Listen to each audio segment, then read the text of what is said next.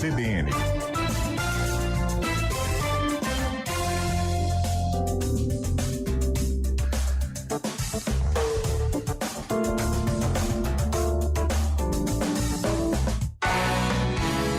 CBN Vida e Aposentadoria. Agora 3h15. O Vida e Aposentadoria está no ar toda segunda-feira para tirar dúvidas dos nossos ouvintes, e o Supremo Tribunal Federal começou a julgar os recursos da decisão que considerou inconstitucional a revisão da vida toda do INSS, que permitia incluir no cálculo da aposentadoria contribuições feitas antes de julho de 1994. Nós vamos entender mais, nós já falamos de revisão vida toda aqui no Estúdio CBN, no Vida e Aposentadoria, mas vamos atualizar essas informações com Rodolfo Hammer, que é advogado especialista em direito previdenciário.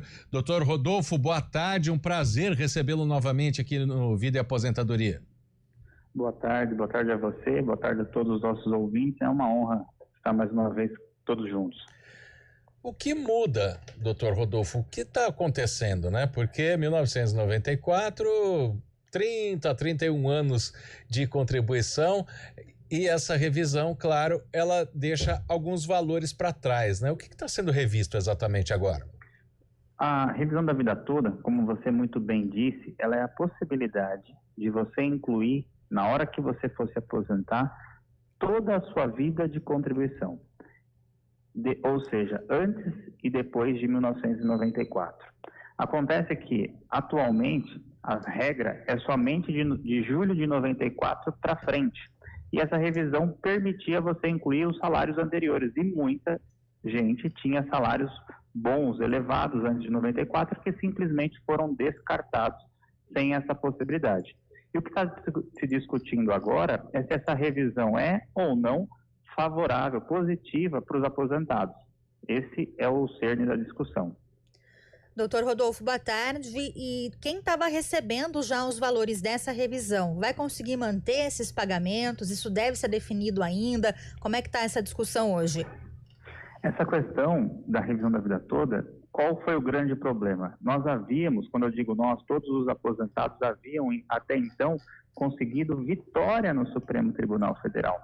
Acontece que o Supremo Tribunal Federal, antes de finalizar a revisão da vida toda, julgou duas ações diretas de inconstitucionalidade e declarou inconstitucional essa possibilidade. E aí prejudicou a revisão da vida toda. Então, as pessoas que ganharam, por exemplo, liminares, estavam recebendo já diferenças salariais significativas, elas provavelmente vão parar de receber essas diferenças, mas nos efeitos que a gente chama de efeitos modificativos da decisão, elas não vão ser obrigadas a devolver o que receberam a mais. Por quê? Porque muita gente saiu de um salário mínimo de R$2.000 e chegou até R$5.000 se usasse todos os seus salários de contribuição. Isso caindo por terra, essa pessoa volta a receber esse um salário mínimo, esses R$2.000, mas ela não precisa devolver o que ela recebeu durante esse tempo que a liminar valeu. E a gente está falando de julho de 94, é quando muda a moeda, né? Porque a gente tinha um cenário até junho de 94 que tinha uma hiperinflação e que tinha que se fazer alguns ajustes aí nos ganhos dos aposentados e que acabavam não acontecendo. É por causa disso que essa data é marcada, doutor Rodolfo? O julho de 94, ele foi escolhido porque, em regra, você tem uma moeda única e torna o cálculo de aposentadoria muito mais simples de ser realizado.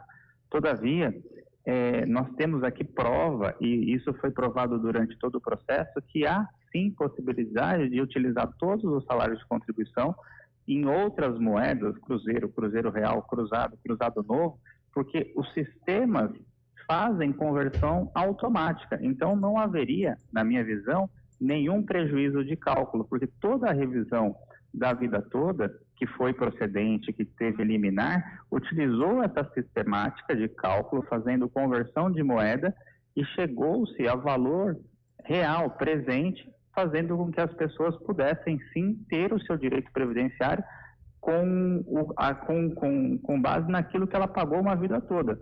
Infelizmente, essa decisão agora caindo por terra, e a gente ainda não sabe o que vai acontecer, por quê? Porque hoje, a votação, o ministro Alexandre de Moraes está votando no sentido de não dar o direito à vida toda por conta das outras ADIs, mas nós tivemos um voto hoje pela manhã, porque a votação é pelo plenário virtual, do ministro André Mendonça, a favor dos aposentados. Então, a gente ainda, obviamente, é muito pouco, não é impossível, mas é muito pouco provável que a gente consiga vencer, mas existe essa esperança ainda. Então, nós temos que aguardar até a decisão final, que vai se dar na próxima sexta-feira, para ver como vai ficar o placar do Supremo Tribunal Federal em relação a essa questão. Agora, doutor, essa decisão do STF, ela deve ser definitiva de uma vez por todas sobre esse caso, porque a gente já ouviu essa discussão aí há algum tempo, houve a aprovação em 2022, depois foi declarada inconstitucionalidade, como o senhor disse, né? Agora, essa decisão de agora, ela deve, de fato, colocar fim a essa esperança, né, dessa revisão ou não? Olha, essa é uma dúvida que, se nós analisarmos tecnicamente, sim, colocaria fim. O problema é que no Supremo Tribunal Federal, na Justiça do Brasil como um todo, nós não estamos conseguindo, pelo menos essa é a minha impressão, de ter um negócio que a gente chama de segurança jurídica. Me parece que, infelizmente, a mudança, muitas vezes, de magistrados, acaba fazendo com que aquele determinado tema que você até então tinha uma segurança jurídica, caia por terra e você passe a não ter mais essa segurança jurídica. Isso me preocupa muito. Mas, em regra, se seguirmos uma lógica jurídica, uma lógica técnica, essa decisão põe fim ao processo de uma vez por todas. Bom, e a gente sabe também que quando tem alguma mudança como essa, ainda mais depois de tudo que a gente viu aí das instituições que acabaram cometendo fraudes, né, contra aposentados, inclusive ontem teve uma reportagem no Fantástico da TV Globo mostrando a maneira absurda como os aposentados eram coagidos. Então, caso essa revisão para a vida toda ela seja aprovada, os aposentados também vão ter que ficar muito atentos para não levar golpe, né, doutor Rodolfo?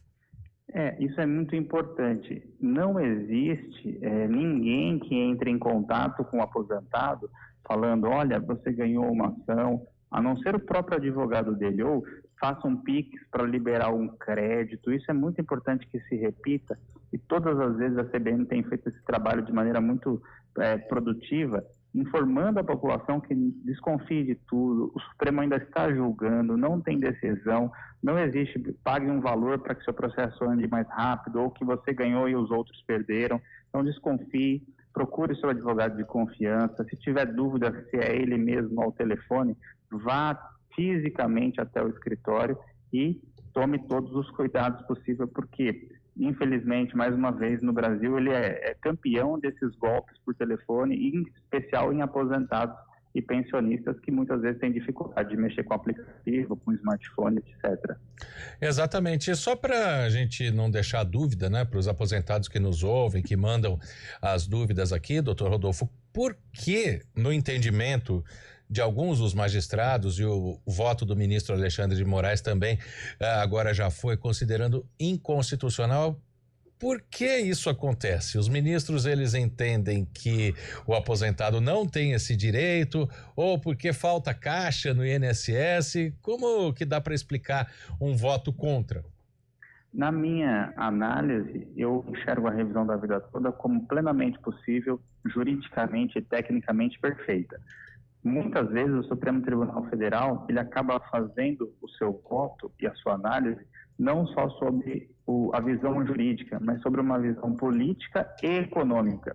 E aí, nesse sentido, essa é a minha opinião, ele acaba que trazendo fundamentos de outras matérias que não só a matéria jurídica e prejudica, nesse caso, todos os aposentados. É importante dizer que o próprio ministro Alexandre de Moraes tinha sido favorável à revisão da vida toda e ele só está sendo contrário agora porque houve o julgamento de outras duas ações diretas de inconstitucionalidade e nessa outra ação de inconstitucionalidade declararam a legislação que tratava da vida toda inconstitucional.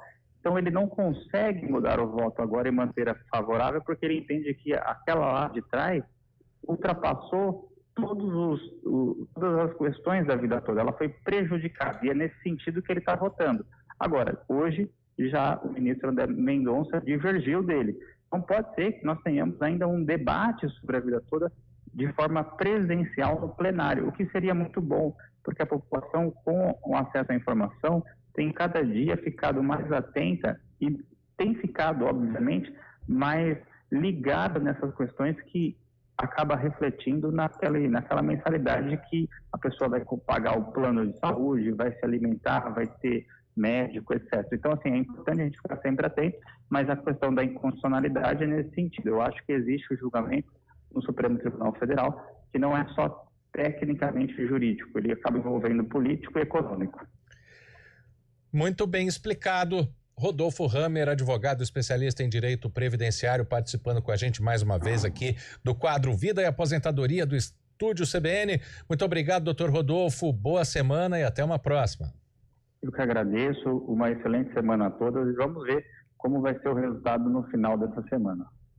Vamos sim, muito obrigada, doutor, pela participação. Agora, 3h26, a gente faz um intervalo bem rápido e já volta com mais informações.